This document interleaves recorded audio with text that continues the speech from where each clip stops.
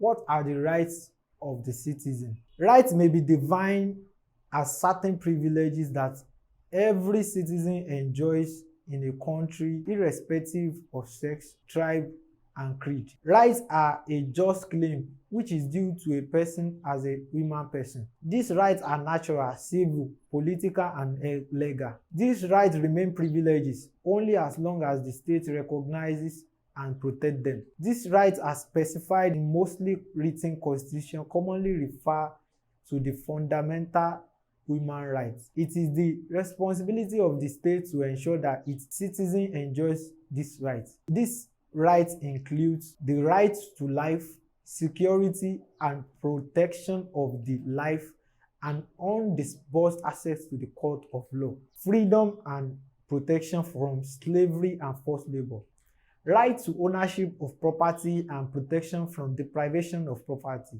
the right to vote and be voted for in any political election, freedom of joining and forming any political association, freedom of movement without any restraint, right to education, freedom from unlawful detention, arrest and torture, freedom of expression and of the press, the right to a fair hearing, freedom of conscience, thought and of religion, right to work and receive commensurate compensation,